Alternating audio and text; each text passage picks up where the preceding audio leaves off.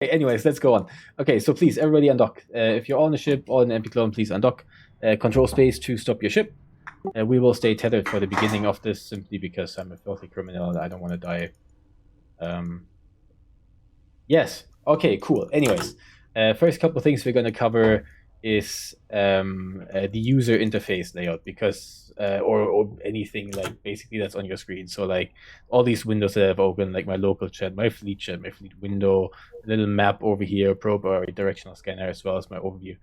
Down here, usually my drone window would be if I had any drones. The very first thing we want to go over is the overview.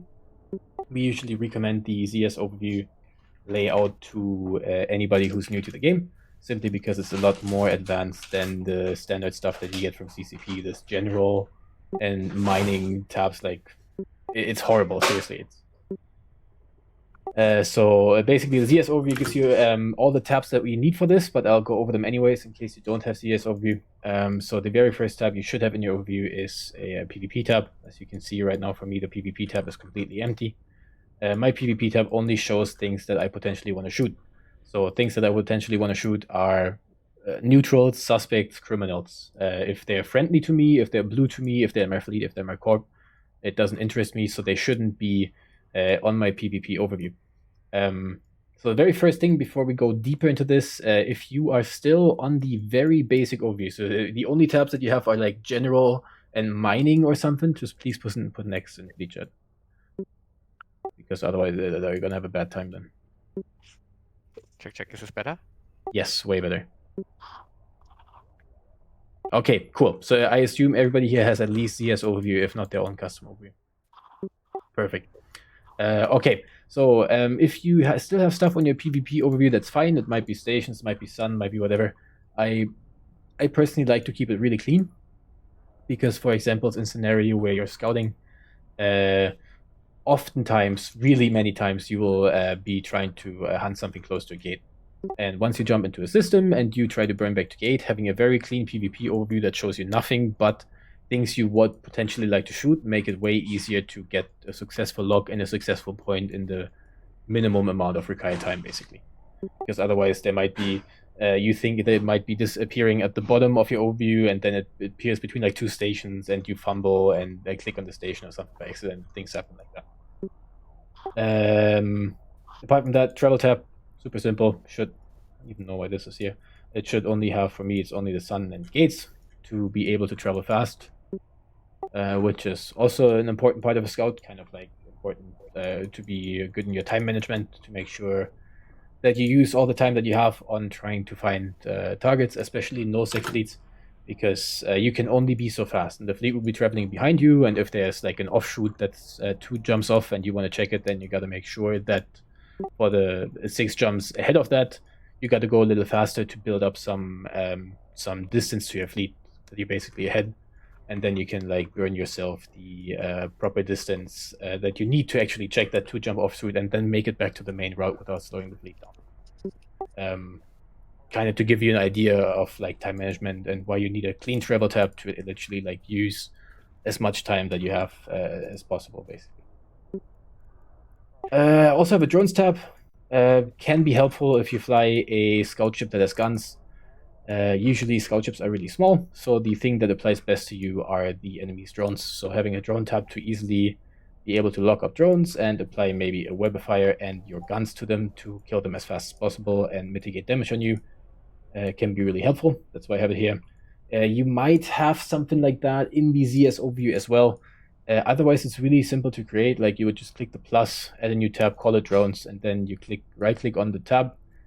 You go to, you go to here, sorry. You go to the top left corner here to this one. You click open overview settings.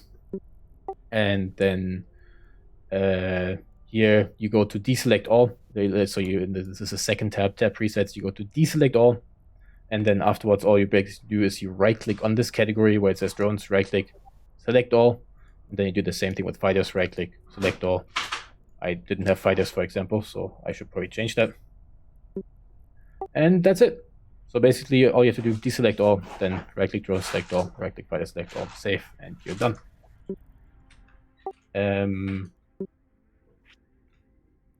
Oh yeah, one more thing that you probably should do that I forgot. Sorry, let me open the overview settings again. In the tab, presets tab as well, if you go down below here to states, make sure that these things that are called pilot is in your fleet should be deselected, pilot is in your Capsuleer Corporation should be deselected, so the middle selection, pilot is in your alliance should be deselected, because otherwise you see the drones of your friends on grid that makes it really hard to like identify what you really want to shoot, because you know, if you're in a bigger fleet, everybody has 5 drones, and then there's like 200 drones in your face. You don't know what you want to shoot. Yeah, friendly tab's not important for scouting, but the one that really is important is the one that's called all for me. This one, if you're using Z as overview, might be called warp out. What this tab should show is a selection of random things that people might be located at. In this situation, it is NPC stations like these ones. It's moons that look like this, the sun here, planets that look a little bit like this. Then you have customs offices on here, as well as asteroid belts, these ones. And the reason, as well as beacons are on here as well, especially now with these new EOM sites, people read these as well. So you want to make sure that you have beacons on your all tab as well. So if that's not the case, you could, for example, I'll broadcast it, do not warp to this, please, just so you see where it is. You could add these beacons, right click on it and add it to your overview.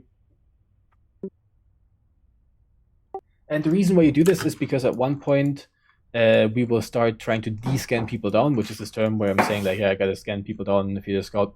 And for descanning people down, you need to have these things where you want to scan them down somewhere in your overview.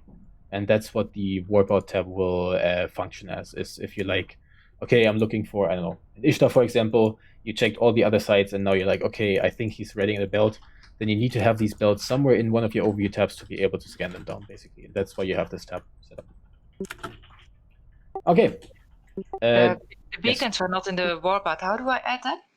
Okay, the easiest way, honestly, to do it is select the warp out tab. So for me, I have all selected right now. For you, you click on warp out, then go to the top left corner, click on that again, go to overview in the overview settings, then go into the second tab here, tab presets, then down to types, and then there should be here a search bar, and then you can probably just look for beacon, like just start typing beacon, and then you'll see that there's here in Celestial, there's an option that's called beacon, and you just select that. You could even add moon mining beacons, which is kind of cool, because that shows you where Athenors are located. Customs offices are orbital infrastructures, right? Yes, exactly. If you want to add customs offices, here we go. You go to Orbi, and then orbitals, and then here's orbital infrastructure. These are customs offices. If you don't have customs offices, just go to tab presets, types, then orbital infrastructure. Okie dokie. So far, so good. Any questions concerning the overview settings? No, thank you. Wonderful. Okay, so everybody should now have a PvP tab that's clean, or maybe with a couple stations on there, a travel tab that shows the sun and stargates, a drones tab, maybe a friendly tab, and then the warp out or all tab, which should include not only but also beacons, stargate stations, NPC stations, asteroid belts, moons, and customs offices. Okay, so far so good. Then that's all the overview. Where you put that overview is completely up to you. If you want to put it next to your D-skin or something, completely cool, up to you. Anyways, the two other windows that you have, let's do the top right. Let's do the left side now. I have the local and the fleet chat open. You should have both of those open at all the time, because local will tell you if there's people in system, and if there's no people in system, then you're wasting your time looking for them. So you can just completely skip that system. But you should also have your fleet chat open in case one of the other scouts finds content and he links the system. You want to be able to select it right away, set as desto, and go help him in case he needs backup. Or the FC suddenly realizes that there's, I don't know, a big fight somewhere, and he tells you, please burn here ASAP. Then you can quickly check fleet chat, select the system, and start burning there as fast as possible. And that's why you have them separate. If you don't know how to separate them, you just, for example, if I wanted to like select my corp, I just pull it out like this, and then you can like take it and pull it back in like that with shift and left click. If you hold shift and left click, drag it back, you can recollect it.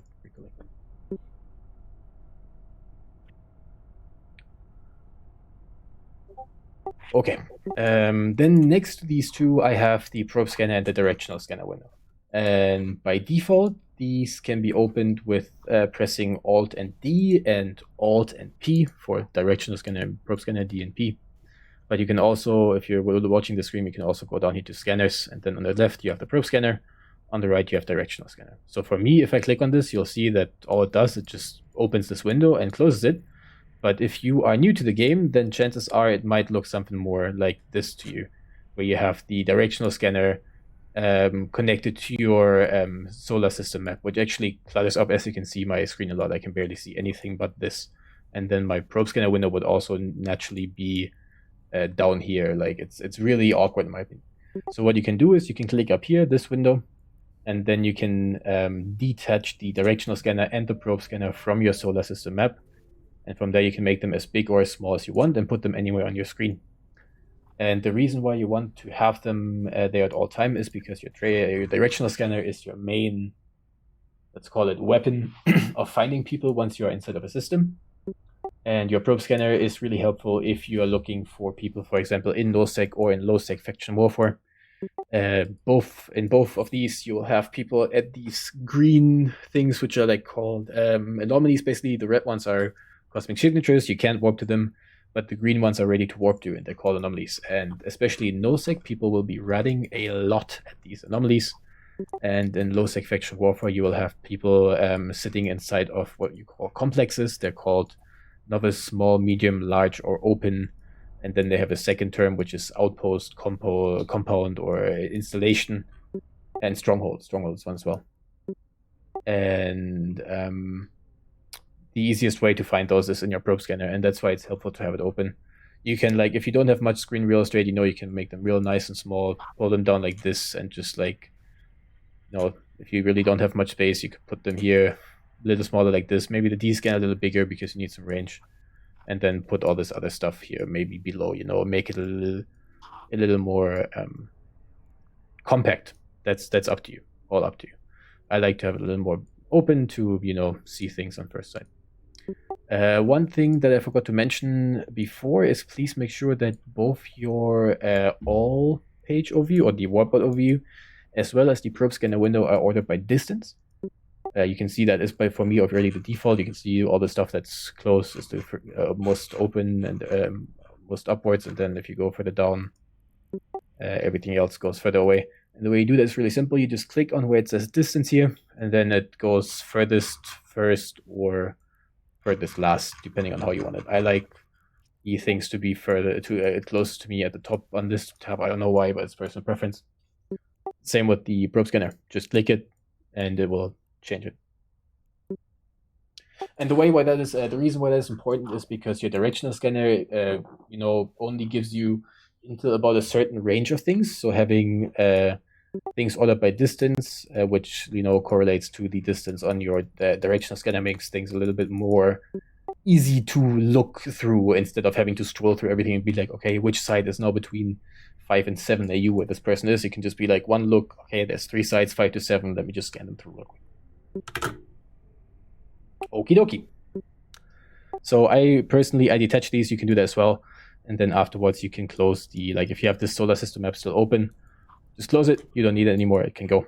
And then I personally also have the fleet window open. I could have the history open, for example, to see where the fleet's going, or if I'm in a scout logistics ship, see if one of my scouts needs logi.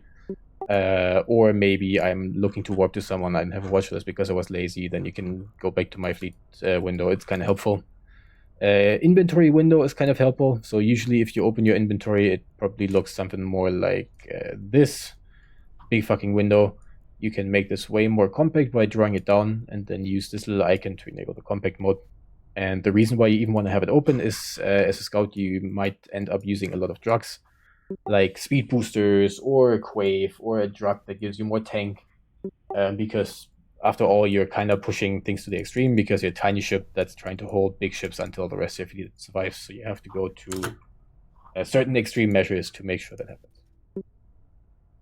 Okay, and then the very last window that I have open on my screen, as you can see, is my map. We'll leave that out for now. We'll get to that in just a minute. One more thing I want to cover before we go there is the layout down here, where currently all my actual modules are lying. So I have a multi-spectrum and a assault damage control. You might or might not have those, as well as some passive modules. But the ones that are really important are these very first top 4 here. And for me, they're starting with the micro warp drive, followed by the Scram, followed by my guns, followed by my Nosferatu that gives me Capback.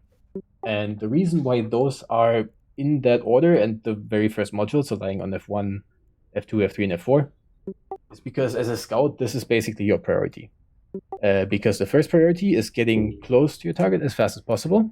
The second priority is locking your target down as fast as possible with a Scram or a point. And then everything else comes, which might be guns, might be Nosses, paints, dams, whatever it is. But that's my priority. In my opinion, after all, you're the scout. You're looking to lock people down for the fleet, so getting close to it and then locking it down are your number 1 and 2 top priority. Yeah, and if you start doing that on every ship, then it's super easy. So you land in a new system, the second you have to burn to someone, all you have to do is press F1 and your micro warp drive activates, and all you have to do to get someone scrammed once you're in range is press F2 and your Scram activates. And making sure that the layout is kind of similar on each fit. It doesn't have to be exactly like mine. I don't really care what layout you use, but using a similar layout on each fit makes it way easier to get used to shortcuts, key cuts, and therefore also makes your life easier getting to people as fast as possible. Because if you don't scramble with your micro warp drive for 3 or 4 seconds and can just spam F1 because you know it's there, it will save you 3 or 4 ticks. And like, if one thing, if like years of scouting has taught me one thing, it's like 3 or 4 ticks can definitely be a realistic difference between catching something or not catching something. And it cost me 100 kills and it saved me 100 kills when I was fast. So like, yeah, it's not to be underestimated how much like this comfort of using key cuts and being able to have like a smooth transition between operations basically can help you to actually lock something down. So you can also apply filters to your D-scan. Yeah, actually, thank you for the heads up. I forgot about that. If you check my directional scanner, I only have the default PvP filter. You can, if you look at this stream down here, directional scanner, top right corner, you can hover over this, and then for me, I use the PvP filter. Reason being is it shows you almost everything that you could be interested as a scout. There's a couple things that it doesn't show, which is, for example, drones in space, which can be helpful, and it also doesn't show if a POS, so one of these control towers, is active or not, so you don't see the force field. But apart from these two, it shows you everything you could desire as a scout, and that's why I think instead of making your own filter and being like super set up-y about it, just use this one. It basically shows you everything you need in day-to-day scouting. And that's about it. Okay, so that's most of the stuff concerning the whole like user interface setup. Anybody got any questions concerning like overview, D-scan, probe scan, chats, fleet window, inventory, setup of this kind of stuff? We'll go about the exact process of locking someone down later again, but just the basic setup. Everybody all right so far? I'll go for me. Cool. Why do you want your fleet window active specifically? Say what? Why do you need your fleet window up? You don't really need it.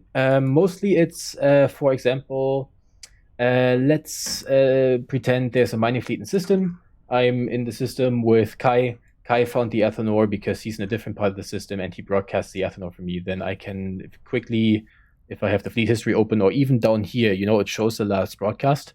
If Kai would exactly, or Shiri just broadcasted that, I could immediately click on it, warp to location. I'd be at the broadcast way faster than having to open the, I don't know, find it on the probe scanner or find it in my D-scan, which is super hard if you don't know which one it is, because Athanors are a bitch to scan down. We'll get to that later. Apart from that, if he's already there, I can quickly switch to the My Fleet window. I personally barely do a watch list if I'm in Scout, because the only one I'd have on there are other Scouts. So usually if there's like a Scout squad down here, I just have the My Fleet window scrolled down by default. And then I know all I have to do is click to My Fleet, and then Kai would be here, and the other Scouts would be here. And then I just click there real quick. Just makes life easier. But that one is one of the not that important ones. All the other ones are more important than the feed window, in my opinion. Okay, cool. All right, so let's go through the process of figuring out where you're trying to go. And this is going to be very specific, so very unspecific to start. So 1 second, let me go on my second screen. And now I'm not sure if this is going to work. 1 second. Can you guys Can you guys see my browser window that's above my EvE right now? No. Okay, But let you me can't- change it.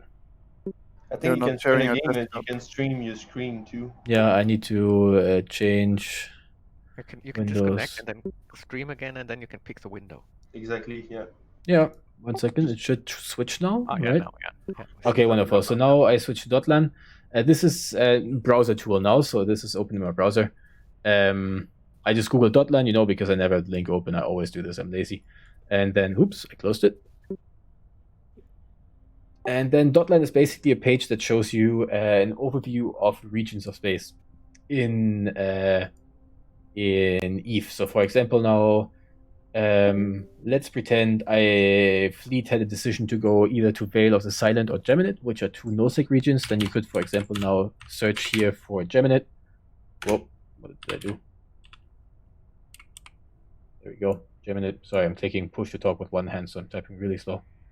And then I clicked on the region, clicked search. And now on the top, you see Geminate is selected here as the region. And then on the left, there's another category currently called NPC kills. I could open this. I'm here very far scrolled down in the live category. Currently on NPC kills. Some other interesting ones could be jumps. Jumps in the last. So jumps, whenever it says no hours behind it, it's in the last hour. So we have jumps in the last hour, jumps in the last 24 hours, ships and pod kills in the last hour, and so on and so forth. The only one that's a little bit non-descriptive is NPC kills delta. And what NPC kills delta shows you is how much redding has changed over the last hour. So, for example, just to give you an idea, here... One of the things I use the most. Yeah, exactly. NPC kill delta is really nice. In my opinion, you should use a combination of NPC kills and NPC kills delta, but we'll get to that later. Yeah, I agree.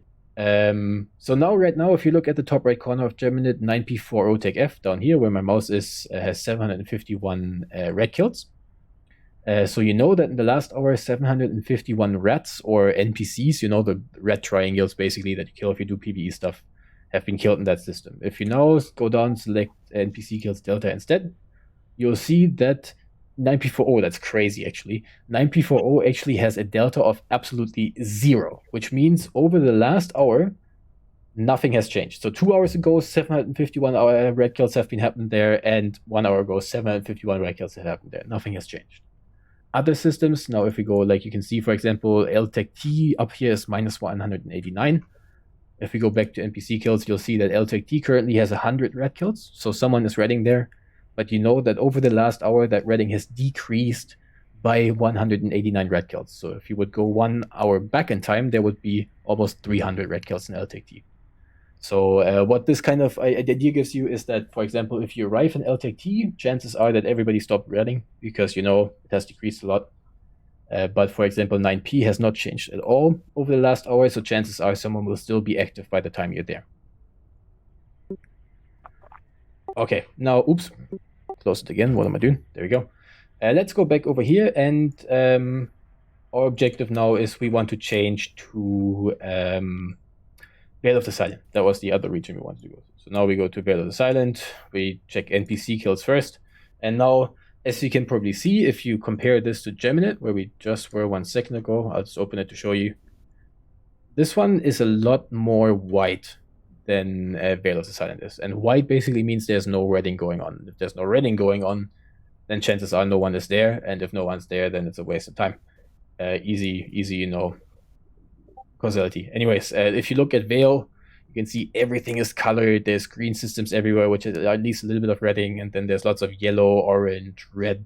So there's a lot of people out in Vale of the Silent. So by default, you could have now said, if your FC asked you, for example, hey, I have these two regions, I'm not sure which one to go to, you could go look at Dotlan and be like, all right, in Vale, 2/3 of all systems basically are super active, where East and Geminate, more than 2/3 of all the systems have no one at all.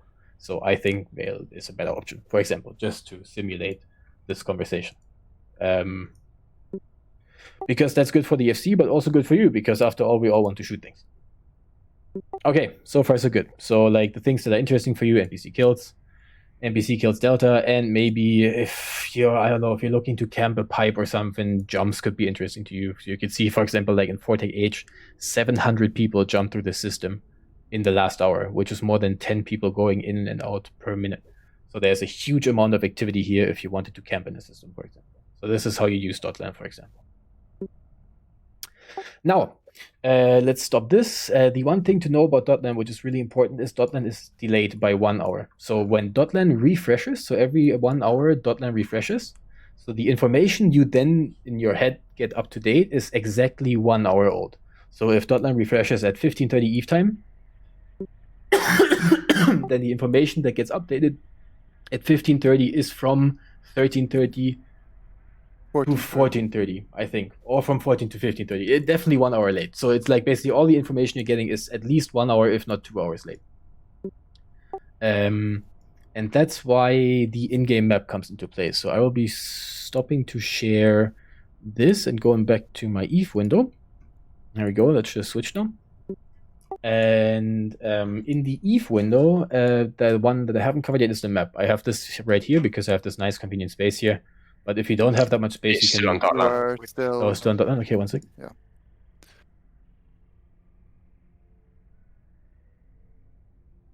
I guess I have to stop streaming real quick. And then go real life. Is it better now? Yeah. Wonderful. Okay, I made the map a little bigger just to show you guys. If you look at my map, you can see that currently I'm in run and it says 7 pilots in system. And in the top left corner, this is what I have my map on 95% of the time. Average pilots in space in the last 30 minutes. Because this information is not delayed at all. It's basically up to date. It is always an average, you know. So if like a fleet of 100 people came through and they stayed in system for 2 out of those 30 minutes, then basically for 1/15 of the time there was 100 people in system. So basically .land could say, the map could say 7 people in system, but in reality there hasn't been anyone in system for the last 20 minutes because the big fleet already moved through. But this is always it's an average, so using it will usually get you to content, usually, but not always. That's how you have to look at the data. So for example, we were in .land before and we were looking at a couple systems that were active. Like if you still have .land open, you can look at it yourself. Otherwise, I'll just have a look. So for example, we looked at the system NCGR Tech Q. So now I can go to the first how to do this on your own map. That's important. Here in the very top left corner, the second icon to the left, which is called color by. Like in the beginning, it looks kind of like this for you. You just go down here to the geography and statistics category, and then the fourth one from the top is called average pilots in space in the last 2 minutes. You just click on that, and then your map changes. Now, top left corner, I was looking for the system NCGR Tech Q, which was the one in Veil of the Silent. And now I can very easily see NC has 6 and can go here U5, 3, NC6, HE2, LZ3, and can see, you know, all of these systems have people. So like chances are it's active, chances are there's people out, and you can easily check a small part of space this way with way more up-to-date data. The reason why you steal those .land is really easy, because look at the shit. Like, you have no idea where you really are. You only really have an idea of like maybe 3 or 4 systems to have an idea. Okay, like if I have .land open on the other screen, I can see that, okay, I'm right here, and then you just look on the map and you can see like 4 or 5 systems around. But from there, like I'm in NCGR, I don't know where the fuck this goes on first look. I'd have to like hover over it and be like, this is 669 and this is the way here and there. It's not really easy to see on the first look where you really are and where you're going and how much activity is. Whereas on .land, you can be like, I'm here, I want to go there, and it's one little view on this more easily to like identify map. One more thing that I didn't mention is, I'm not really sure what this is. This is one of the options I would definitely select on the very first one that says layout, the abstract layout. It makes it a little more, in my opinion, a little more easy to look at the map, because I can't handle this unabstract layout. It's horrible in my opinion. Like this, you can just zoom in and out. It makes life so much easier. Okay. So the category that I usually use Scout is average pilots in space in the last 30 minutes. Another one that might be interesting for you is jumps in the last hour to see if people have been moving through here or something, or ships destroyed in the last hour to see if there's a fight going on. These are all under geography and statistics. So if you want to change it, just have that category open and then you can select average pilot, ships destroyed, jumps, everything you need to look at. Okay. So, you know what region you're going to. Your fleet has traveled to the region. You now looked at a system you want to go to. So our system that we were simulating was NCGR at this point. So now, fleet's a couple jumps behind you, and you are landing on the NCGR gate. Now, the prerequisites before you jump into a new system are actually pretty simple. If you look at my directional scanner, I have it on the bottom on the max range, which is 14.3 AU, or this weird amount of kilometers, whatever you want, I don't care. And the angle at 360 degrees. Reason being for those two is because this gives me the maximum amount of information I can get out of my directional scan. At maximum range and maximum angle, I get as much range as possible where I could see people, basically. And you want to make sure that that's the case before you jump into a new system, because in the first D-scan you want to be able to take in as much information as possible, basically.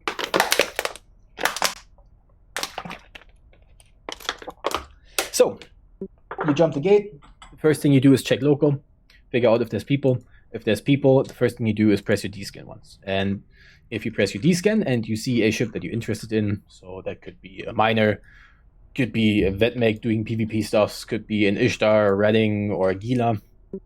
If there's a ship, then you can start looking for that ship, and we'll get into the D-scanning down part real quick. So if there's a ship on scan, then we would start scanning it down. If there's no ship on scan, then the first thing you should do is figure out how big the system is. You could look at your probe scanner and be like, okay, there's like a normally 54 AU away, or like a Cosmic Sea 90 AU, so the system's really big. So you could, for example, warp to a different cluster of sites in the system. And on the way there, spam your D-scan, because your D-scan only reaches 14 AU. So you have to move yourself, because you're the center of your D-scan, to figure out if there's stuff somewhere else in the system. Okay, now let's look into my D-scan real quick. Anything on scan? Got everybody. There's no one really mining right now. That's really sad. Let's see. Should I go and hide myself? Yeah, just put yourself somewhere within D-scan range, please. It shouldn't be too hard right now. We just need a quick example. Just we just need to go to Jarkolen. Just relax for a second. It's fine, it's fine, it's fine. Just wait a second. Just wait a minute. Just wait a minute. But I know where the miners are, so it's unfair in Jarkolen. Sam, are you criminal or are you okay? I'm okay in run and everything below 0.7. Okay, cool. So now, if you guys would change, check your own D-scan right now. Mobile depot hidden there. Yeah. Anyway, if you check your mobile, fuck that depot. If you check your D-scan right now, you'll see that there's a symbol called Find Me right here. You can also do that yourself. Range 14.3, angle 360. Now I see this symbol, and as the scout right now, I want to hunt this thing. The very first thing I'll be doing is decreasing the range by 1 step. So here, this is the range, 14.3. I go to this little line, I click on it, it decreases the range to 10 AU, and it also automatically reperforms a scan. I see that the symbol is still here, so again, I decrease my range by 1 step. I see that he's still on 5 AU scan. Again, I go down, and symbol is gone. So what this tells me is, the symbol is somewhere here in this range, between 1 and 5 AU. So I go back to 5 AU to scan the range that it's inside of. And now at this point, I'll put my angle down to 5 degrees. And this is where we start descanning people down. The first thing I do now is check my probe scanner. I see that the 2 things on my probe scanner are not within 5 AU. So I ignore these. So now is when I go to the All or For You Warport tab. And now I looked for things that are within 1 and 5 AU. So if you look at my screen right now, what is within 1 and 5 AU? Super easy, real quick. Moon 11. Say what? Moon 11. For example, what it actually is, if you look at it, all of these things are close to which is called run 3. So basically, you at this point know that the Cinnaball is either somewhere in this run 3 cluster at planet 3, or he's at a safe. So what you can do now is you start holding your V. So hold V on your keyboard, put the angle to 5 degrees, keep the range at 5 AU where he is, hold V, and then left click on what you want to scan. So for example, now, because customs offices are really prominent, I hold my V and I click on the customs office. Zack. And then, as you saw, my camera moved, my D-scan moved, and now it performed a directional scan with a 5-degree angle towards the customs office. In my solar system map, if you want to look, this right here, this green thing that is shown here is basically the angle of my directional scan that I just performed, going towards what I V left click. Now by nature, you know, by if you would have the range on 360, this is usually what the D-scan looks like. But because I put the angle down to 5 degree and I held V and I left click on this customs office, it aligned the camera. I can align to something else to show you. Here we go. Look, now it aligned to this, but I could align it back now. V left click, and it aligns back to the customs office. Do you use that map actually, or No, you just no. You only use the only. I never have the solar system map open. This is just to show you, demonstrate how this basically works, to make it easily understandable. But usually, yeah, go ahead. Can I suggest something? When Garen did the 1 to 5 AU scan, you could always like go lower and lower to try to pinpoint the distance is at like 3, 4, 5 AU. So if you get it at 3 AU, you can scan only the stuff at 3 AU. You know what I mean, Garen?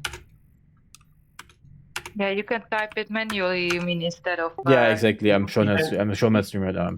You can even put your mouse over the box with the number and use the mouse wheel to drag it up or down.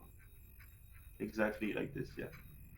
Exactly. This is also a thing. I personally don't do that much, except when I'm out of possibilities. But it is something that is actually commonly used. So try out both things, see what works best for you. And That's this is what I'm using the most. exactly. So. I personally I just go I go 10, I go 14, 10, 5, 1, and then I start scanning. I don't even bother selecting range. But the more things there are, so for example now, let's pretend like, do you see this on my tab? There's this huge cluster here. So for example, here you could start playing with ranges. Instead of having to scan, like hold my V and left click like 25 times, I could walk there, adjust my range, and then start looking through 2 or 3 things instead of 25. And at that point, it really makes sense. So it's kind of like best judgment. It's useful in nullsec when there's a shitload of side too. It depends, because in nullsec you can also play a guessing game that works really well, but we'll get to that in a second. Yeah. So yeah, basically, you decrease the range until the person disappears. And then either... okay, sorry, we weren't completely done. I can't move from the station since I'm a criminal, but we know now, because we did the V I'll left put click. somewhere else that's easier to find. Yeah, I do the V left click, and I know that the Cinnabar that I was looking for is very close to Planet 3. And now I could look either at asteroid belts, and I see there's no asteroid belts at Planet 3. So my best guess would be that he was at the customs office, for example. Chilling at the customs office, doing customs office things. I don't know. I was at the moon. Okay, also good. And even if then you warp to the customs office, if you think, okay, he's probably at the customs office, right click, warp to within 10, check if it's the customs office, and if he's not, then now just to show you what I mean. Right now we're located here, and that's why this angle of scan, let me just realign it. This angle of scan cannot actually look at different moons. So these are all the moons, but it will always catch all these moons.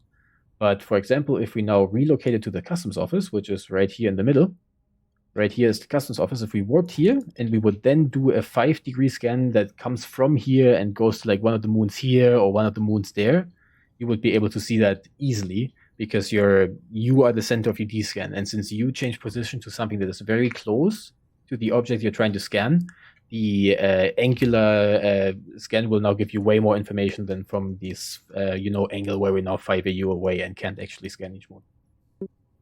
So, if you're not sure where he is, walk there to one of the things, check if he's there, and if not, then start rescanning the things that are close to you. That always works. Shall I go hide along then? No, it's cool for now. So far, so good. Did everyone try to have a V left click real quick and see the camera line and all that stuff? Did it work for everybody? Yep. Okay, yeah, Sam. What we're gonna do? If everybody is ready to go, how long have we been on this? Like 50 minutes? Anybody need a bio badly? Otherwise, we'd start to get going now. Yeah, I would like one. All right, let's do a quick 4-minute bio. We'll be getting going at 15:55 again. So please, everybody dock up, and in 4 minutes we'll be getting going and doing the real, like, going out there and finding first simulated targets and then maybe even real targets. If you have any questions at this point, feel free to like shout out. We'll have some more talks in the end because this is like an endless topic scouting, but you know.